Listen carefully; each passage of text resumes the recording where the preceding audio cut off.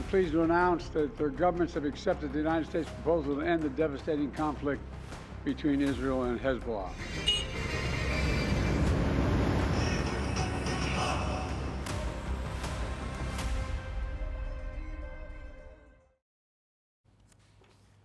Let's turn to West Asia. There's been a step towards peace in the region. A ceasefire has been agreed upon, a ceasefire between Israel and Hezbollah. This has the potential to bring peace to the war-torn nation of Lebanon, but only if it holds. The war has been on for 14 months, since the 8th of October last year, the day after the Hamas attack on Israel.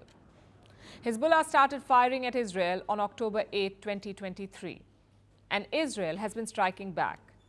Before we move further, a quick primer. Hezbollah is a political party and a militant group. It is backed by Iran. Hezbollah is based in the country of Lebanon, but it does not represent all the Lebanese people. Hezbollah operates independently of the Lebanese government and armed forces. It is Hezbollah and not Lebanon that got into a war with Israel last year. But all Lebanese people have been suffering as a result. They have paid a heavy price. Almost 3,800 people have been killed in Lebanon. More than 15,500 are injured. These are both members of Hezbollah and Lebanese civilians. More than 1 million Lebanese people have been displaced. Then there's the damage. The World Bank estimates that the war has cost Lebanon $8.5 billion. This is both in damages and economic losses. As you can see, the war has devastated Lebanon. But Israel has suffered losses to Hezbollah as well. It has lost 45 civilians and 73 soldiers. About 60,000 Israelis have fled their homes in the north as well. And the country is facing high inflation and low growth. Things aren't as bad for Israel as they are for Lebanon, but the Israelis are also paying a price. Israel also had other reasons to opt for a ceasefire. Why should we have a ceasefire now? For three main reasons. The first reason is to focus on the Iranian threat, and I will not expand on that. The second reason is to give our forces a breather and replenish stocks.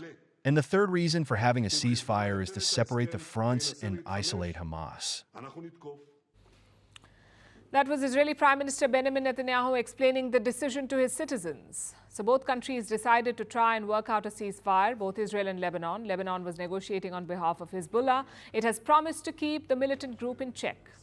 That is why the ceasefire could come about. That is how it could come about. The deal was brokered by the U.S. with help from France.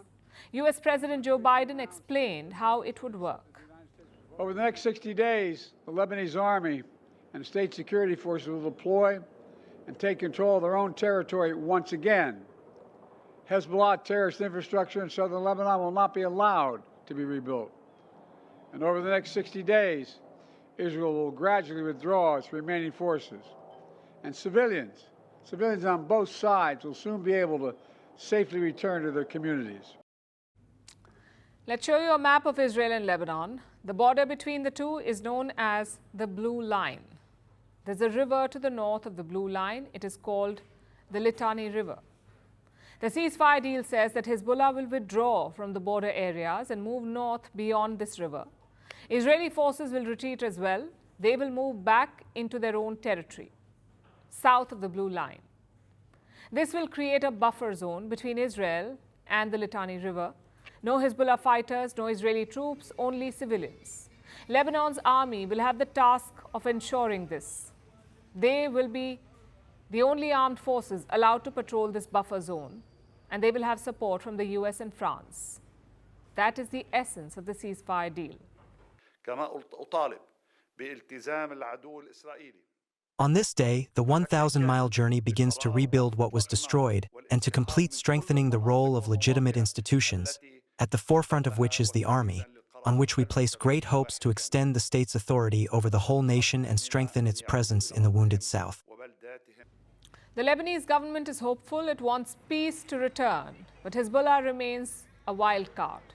The militant group is reeling right now. Israel killed their longtime leader Hassan Nasrallah and other senior members too. Hezbollah agreed to the ceasefire so that it could regroup and chalk out its future strategy. So we don't know how long it will abide by the ceasefire. Israel doesn't know either, which is why it has issued a warning. The duration of the ceasefire depends on what will happen in Lebanon. In full understanding with the United States, we maintain full military freedom of action. If Hezbollah violates the agreement and tries to arm itself, we will attack. If it tries to renew terrorist infrastructure near the border, we will attack. The ceasefire is in place, but if Hezbollah tries anything, Israel will end it. The situation is extremely fragile, so let's hope that peace and calm heads prevail.